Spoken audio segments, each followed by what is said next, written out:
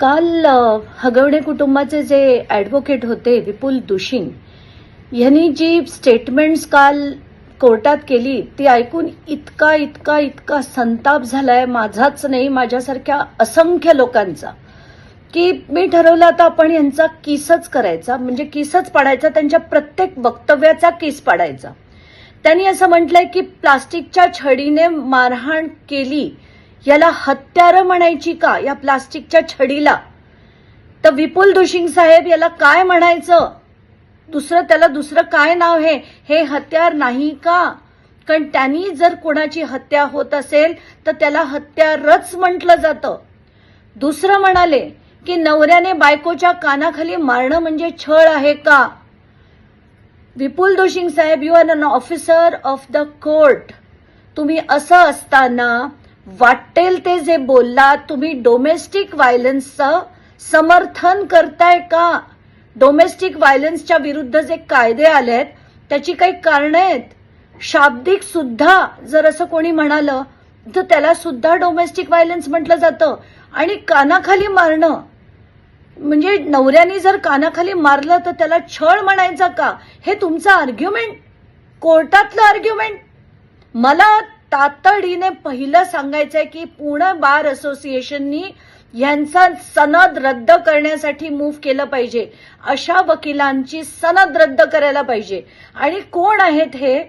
आणि त्याच्यात ते तिच्या चारित्र्यावर शिंतोडे उडवतायत. आता म्हणून मी हे कोण वकील आहेत, काय काय केलंय, या सगळ्या गोष्टीचा आता खुलासा करणार आहे. त्यांच्या स्वतःबद्दल बोलूया. 3 वकील आहेत. त्या तिन्ही वकिलांवर प्राणघातक हल्ला केल्याची एक केस होती आणि त्याच्यावर त्यांना बेल मिळाली होती. तर हा त्यांच्यावरचा पहिला गुन्हा. आता ते कोणाकोणाच्या केसेस लढतात त्याच्याकडे बघू, कारण माझं जे डोकं फिरलं होतं काल त्यांचं सगळं ते वक्तव्य ऐकून मी म्हटलं आता लोकांपुढे जाऊ दे की हा विपुल दुशिंग कोण आहे. त्यांनी 39 मुलींच्या मॉलेस्टेशनची केस होती. 39 मुलींच्या मॉलेस्टेशनची केस एका झेडपीच्या शाळेतली होती, जी प्रिन्सिपलनी एका शिक्षकावर केली होती. त्याच्यासाठी लढणारे आणि त्याला पॉक्सोतून सोडवणारे हे महादिग्गज विपुल दुशिंग. आता यांनी काय केलं होतं की त्या टीचरच्या विरुद्ध फक्त आधी एक्सप्लेनेशन दिलं नाही अरेस्टचं, म्हणून त्यांना सोडवण्यात आलं. हे इतके विद्वान आपले विपुल दुशिंग. दुसरी केस, तुम्हाला राहुल शेट्टीचं ते गाजलेलं प्रकरण कदाचित आठवत असेल लोणावळ्यातलं. त्याच्यातले जे 9च्या 9 अक्युज्ड सोडवले गेले होते त्यांना सोडवणारे विपुल दुशिंग. तिसरं, पोर्शेची आत्ताची मागच्या वर्षीची घटना ज्याच्यात ब्लड सॅम्पल बदलली गेली, त्याच्यातले जे एक डॉक्टर होते त्यांच्यासाठी लढणारे विपुल दुशिंग. चौथी केस, गँगस्टर गजानन मारणे, आपल्याला आठवत असेल की ज्यांनी वरात काढली होती जेलच्या बाहेर आल्यानंतर, जसं काही लढाईत जिंकून आले होते ते, त्या गजानन मारणेची केस लढणारे विपुल दुशिंग. आणि या गजानन मारणेवर 6 FIR होत्या, त्यांच्यासाठी लढणारे विपुल दुशिंग. 5वा, गँगस्टर संतोष शिंदे आणि प्रवीण कुंजीर, ही जी अप्पा लोंढे मर्डर केस होती त्या गँगस्टरसाठी लढणारे विपुल दुशिंग. आता हे विपुल दुशिंग येणार, वाटेल ते बोलणार. ती प्लास्टिकची छडी काय हत्यार आहे का? तिला नवऱ्याने थप्पड मारली म्हणजे डोमेस्टिक व्हायलन्स केला, तर त्याचं पण समर्थन करतायत का?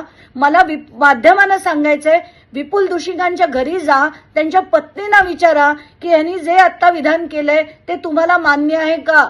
आणि बार असोसिएशनला माझी कळकळीची विनंती आहे आणि महिला आयोगाला सुद्धा की हे वक्तव्य जे त्यांचं होतं डोमेस्टिक व्हायलन्सला समर्थन करणारं, याच्या बेसिसवर त्यांच्यावर सुमोटो ऍक्शन घ्या. आता सुमोटो नाही, मी तर तुम्हाला विनंती करतेय, तर तुम्ही ती विनंतीचा मान देऊन त्यांच्यावर ऍक्शन, इन्व्हेस्टिगेशन, त्यांच्या वक्तव्यावर इन्व्हेस्टिगेशन. कारण कुठल्याही वकिलाला वाटेल ते कोर्टात बोलण्याला बिलकुल चाललं नाही पाहिजे. आणि काल ज्या पद्धतीने ते वैष्णवीबद्दल बोलले, इतके की काल रात्रीपासून वैष्णवीच्या वडिलांचे, काकांचे, सगळ्यांचे फोन आले. ते इतके हतबल झालेत की आणि हेच करण्याचा त्यांचा उद्देश होता. म्हणून मी असं ठरवलं की आता यांच्या प्रत्येक प्रकरणाचा मी केस काढणार आहे. आणि खरं तर मला वाटतं सुप्रिया सुळे म्हणाल्या होत्या की खरं तर कुठल्याही वकिलांनी यांची केस हगवण्यांची लढली नाही पाहिजे. असं असताना हे कोण आहेत हे वकील, त्यांची म्हणून मी तुम्हाला अख्खी कुंडली दिली, अजून मी खोदून देईन आणि अशा वकिलांची सनद रद्द झाली पाहिजे अशीच माझी मागणी आहे.